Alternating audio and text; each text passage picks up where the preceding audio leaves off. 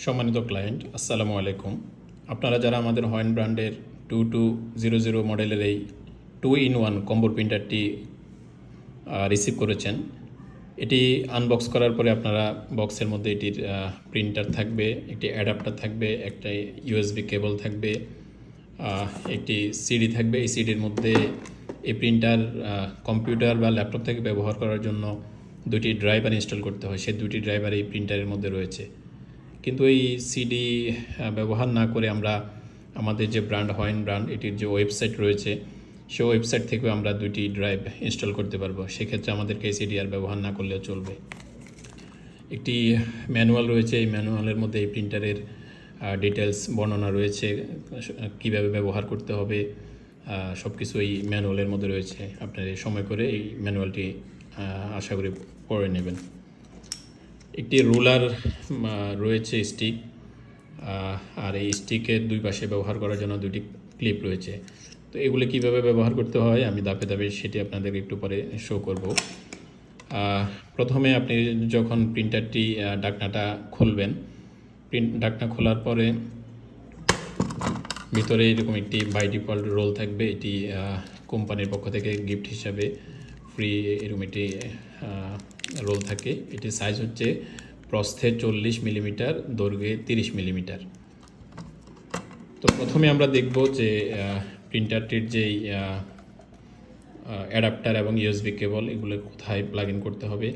আপনি প্রিন্টারের পিছনের অংশে দেখবেন এখানে অ্যাডাপ্টার প্লাগ ইন করতে হবে, এখানে ইউএসবি কেবল প্লাগ ইন করতে হবে, আর এই পাশের এটি হচ্ছে ক্যাশ ড্রয়ারের পোর্ট। তা আমরা যদি অ্যাডাপ্টারের পোর্টটি এখানে প্লাগ ইন করি,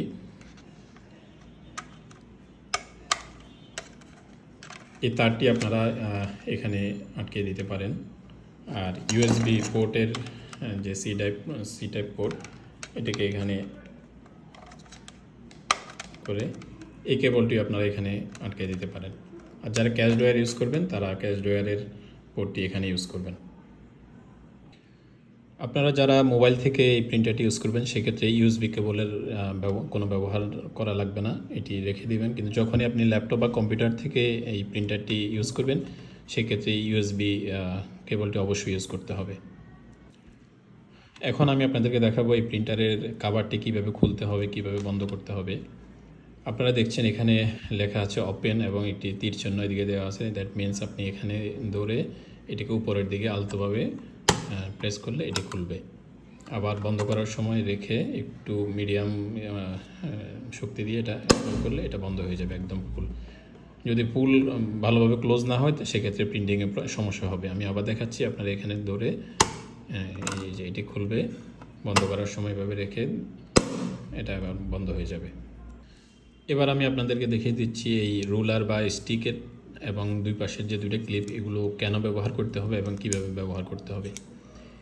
এটি ব্যবহার করার উদ্দেশ্য হচ্ছে আমাদের যে রোল বা অথবা আমরা যে স্টিকার ইউজ করব সেই স্টিকারের রোলটাকে এটার মধ্যে এভাবে রাখতে হবে, তাহলে এটি বের হওয়ার সময় খুব সুন্দরভাবে বের হবে।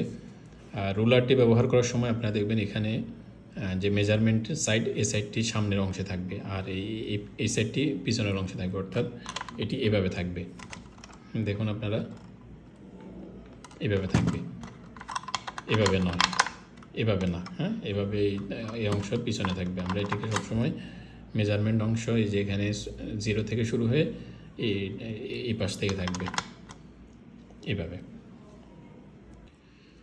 এই দুইটি ক্লিপ দেওয়ার উদ্দেশ্য হচ্ছে প্রিন্টারের বিভিন্ন সাইজ, এখানে 20 মিলিমিটার থেকে শুরু করে 58 মিলিমিটার পর্যন্ত যে কোনো সাইজ ব্যবহার করা যাবে। সো আমরা স্টিকার সবসময় ডান পাশের এই বডি থেকে টাচ করে শুরু হয়ে এরপরে বাম দিকে যাবে। কোনো স্টিকার যদি 10 মিলিমিটার হয় এখান পর্যন্ত আসবে, কোনোটা যদি 20 মিলিমিটার হয় এখান পর্যন্ত আসবে, এখানে আসবে, এদিকে আসবে। অর্থাৎ যত ছোটো স্টিকারই হোক এই ডান পাশের এই বডি থেকে শুরু করে আস্তে আস্তে বাম দিকে যাবে। ধরুন এই রোলটি আমি যদি এটিকে এখান থেকে ধরি তাহলে এটি এতটুকু আসতেছে, আবার এইটিকে যদি ধরি এটি এতটুকু আসতেছে, আবার যে বড় সাইজটা দিলে এটি এতটুকু আসতেছে। সো আমাদেরকে সবসময় মেক শিওর করতে হবে যে ডান পাশের এই বডি থেকে শুরু হয়ে এই দিকে যাবে, স্টিকারের সাইজ অনুসারে যতটুকু প্রয়োজন এই দিকে যাবে। এই দুটি ক্লিপের কাজ হচ্ছে একটি ক্লিপ ডান পাশে এখানে, আরেকটি ক্লিপ বাম পাশের এখানে ব্যবহারের জন্য। সেক্ষেত্রে ডান পাশের ক্লিপটি ব্যবহার না করলেও কোনো সমস্যা নেই, বা ব্যবহার না করাটাই ভালো।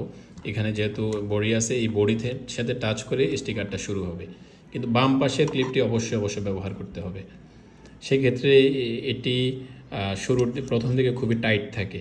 এই জন্য যেটি করতে হবে সেটি হচ্ছে, আপনারা এখানে দেখতেছেন আপ লেখাটা উপরে থাকবে এভাবে, আর এই যে গোল অংশটা নিচের দিকে থাকবে।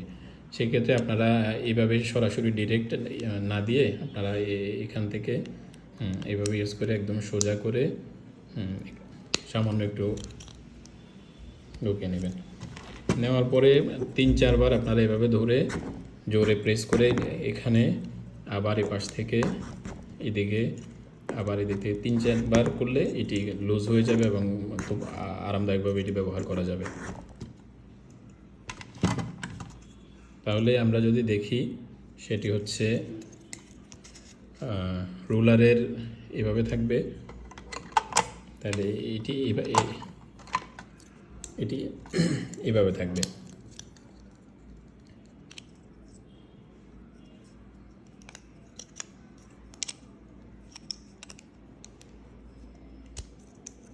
এটি এইভাবে থাকবে। স্টিকার যদি এতটুকু আসে, তাহলে এই ক্লিপটি ঠিক স্টিকার যেখানে শেষ হবে তার একদম পাশ ঘেঁষে থাকবে, সামান্য একটু লুজ থাকবে যেন স্টিকারটা ইজিলি বের হতে পারে। ধরুন স্টিকারটা এখানে শেষ, তাহলে আমি ক্লিপটাকে টেনে এনে এই স্টিকারের সাথে বাজিয়ে দিব, অথবা স্টিকারে যদি আরও বেশি স্পেস হয় সেই অনুসারে এটি এদিকে আসতে থাকবে স্টিকারের সাইজ অনুসারে। যদি এটি ইউজ না করে তাহলে যে সমস্যাটা হবে সেটি হচ্ছে, স্টিকার যখন প্রিন্ট হবে তখন এই দিক থেকে আস্তে আস্তে এইদিকে চলে যাবে, গেলে প্রিন্টিংয়ের যে কোয়ালিটি ওটি নষ্ট হয়ে যাবে। কিন্তু এই ক্লিপটি যেটা করবে সেটা হচ্ছে, স্টিকারটা যেহেতু যদি যেন ওই দিকে বাম দিকে চলে না যেতে পারে ওইটা নিশ্চিত করবে, এটা বাধা দিয়ে রাখবে। সো এটি বাম পাশের এটি অবশ্যই ব্যবহার করতে হবে, যেখানে স্টিকার শেষ সেখান পর্যন্ত ব্যবহার করতে হবে। আমি যদি উদাহরণস্বরূপ আপনাদেরকে একটু দেখাই, এই যে 38-25 সাইজের এই স্টিকারটি, এটিকে যদি আমি এখান থেকে রাখি, তাহলে আপনারা দেখুন এটিকে আমি একদম ডান পাশে টাচ করা থেকে শুরু করলে আমার এই রুলার থেকে এখানে অনেক বড় স্পেস আছে। তাহলে আমি যেটা করব সেটি হচ্ছে, এটিকে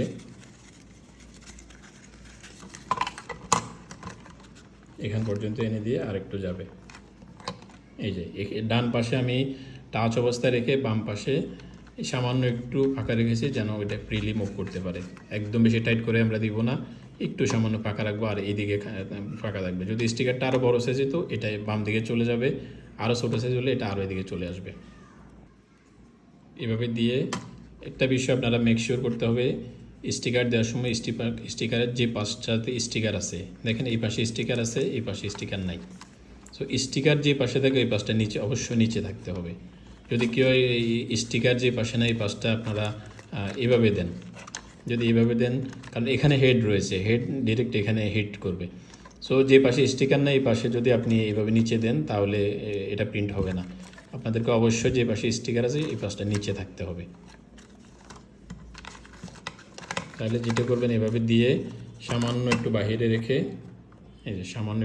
রেখে, এই পাশ থেকে একদম সোজা করে আপনি এটা জোরে প্রেস করে বন্ধ করে দিবেন। সম্মানিত ক্লায়েন্ট, আপনারা যারা আমাদের থেকে স্টিকারের রোল নেন অথবা যেখান থেকে ক্রয় করুন, তো স্টিকারের রোলের মাঝেই বিশাল একটা ফাঁকা জায়গা, কিন্তু এই প্রিন্টারটির ভিতরের যে ডায়ামিটার এটা মিডিয়াম সাইজের। সো এটা যদি আমরা এইভাবে দিই তাহলে এটা সাইজে হয় না। এই জন্য যেটা করতে হবে সেটি হচ্ছে, আপনারা এখান থেকে নিজেদের প্রয়োজন মতো 100, 200, 300 স্টিকার কেটে নিয়ে, এইভাবে প্রয়োজন অনুসারে স্টিকার আপনারা কেটে নিয়ে স্টিকারকে আঙ্গুলের মধ্যে এইভাবে ধরে আপনারা একটু পেঁচিয়ে নেবেন।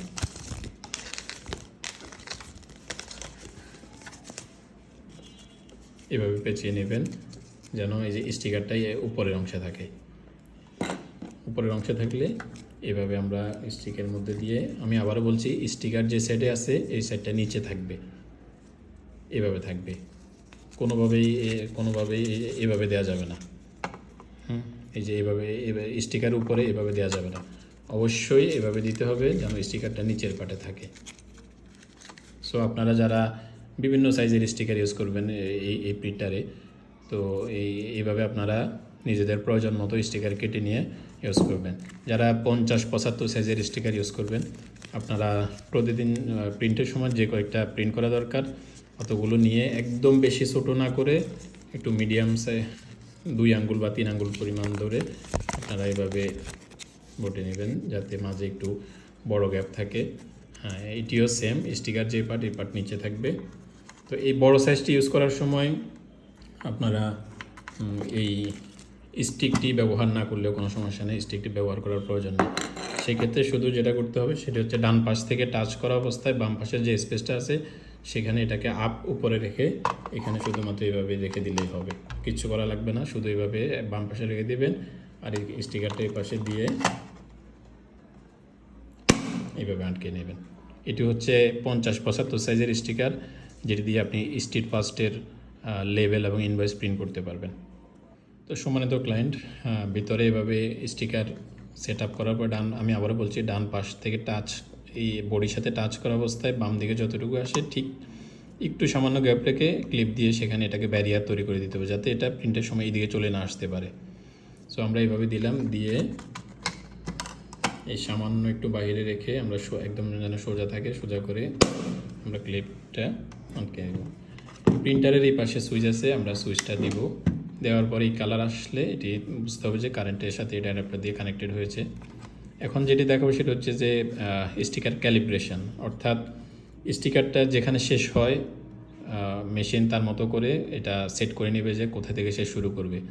এই জন্য যেটি করতে হবে, এখানে জাস্ট একটা এভাবে প্রেস করলে মেশিন প্রথমে হয়তো একটা স্টিকার বেশি যাবে, মেশিনের মতো করে সেট করে নেবে এই যে এখানে শেষ, এখান থেকে সে শুরু করবে।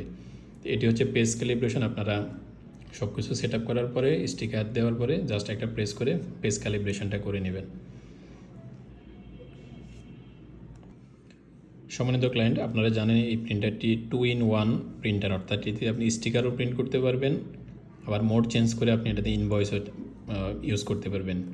তো ইনভয়েসের ক্ষেত্রে এটি যেহেতু 58 মিলিমিটার বা 2 ইঞ্চির প্রিন্টার, এটিতে 2 ইঞ্চির যে রোল রয়েছে, পেপার রোল, আপনারা এই সাইজের ইনভয়েস প্রিন্ট করতে পারবেন। তা আমরা এখন আপনাকে দেখাবো যে এটি হচ্ছে যে এই প্রিন্টার যখনই আপনি স্টিকার ইউজ করবেন স্টিকার মোডে রাখতে হবে, আবার যখন আপনি ইনভয়েস ইউজ করতে চাইবেন এটার মোড পরিবর্তন করে আপনাকে ইনভয়েস মোডে যেতে হবে। তো আমরা এখন আপনাকে দেখাবো যে কীভাবে এটার মোড পরিবর্তন করে আপনি স্টিকার থেকে ইনভয়েস থেকে স্টিকারে আসবেন। এখন এটি স্টিকার মোডে রয়েছে প্রিন্টারটি। স্টিকার মোড থেকে যদি আপনি ইনভয়েস মোডে যেতে চান সেক্ষেত্রে ভিতরে ইনভয়েসের রোল দিয়েই মোড পরিবর্তন করাটাই বেটার। সো আমরা প্রিন্টারটা বন্ধ করব। প্রিন্টারটা বন্ধ করে আমরা ঢাকনাটা খুলে এটি বের করব।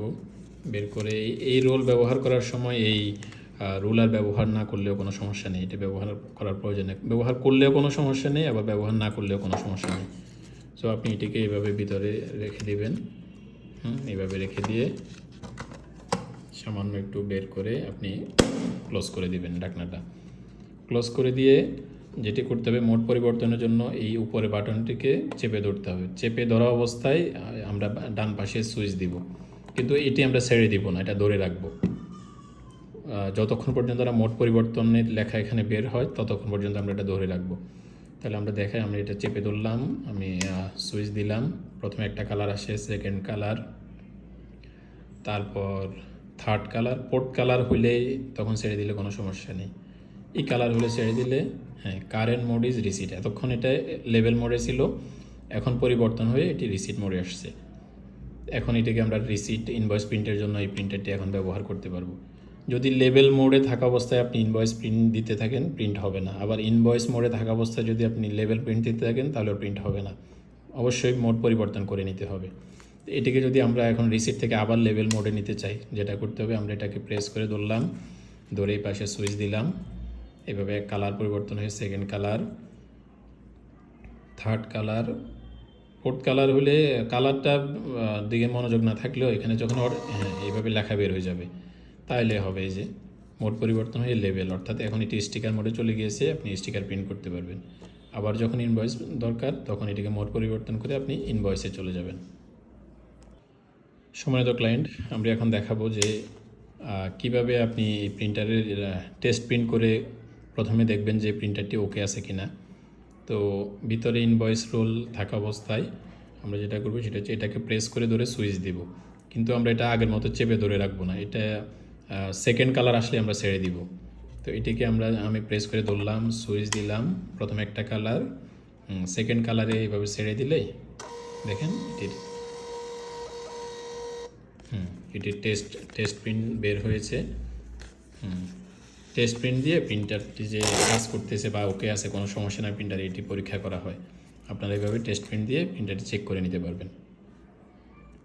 তো সম্মানিত ক্লায়েন্ট, এই ভিডিওতে আমরা যে বিষয়গুলো দেখিয়েছি, এই প্রিন্টারের দুটি ড্রাইভার কিভাবে ইনস্টল করতে হবে সেটি আমরা আরেক ভিডিওতে দেখাবো, এবং কিভাবে ফ্রি অ্যাপসের মাধ্যমে স্টিকার প্রিন্ট করবেন সেটিও আমরা আরেক ভিডিওর মাধ্যমে দেখাবো।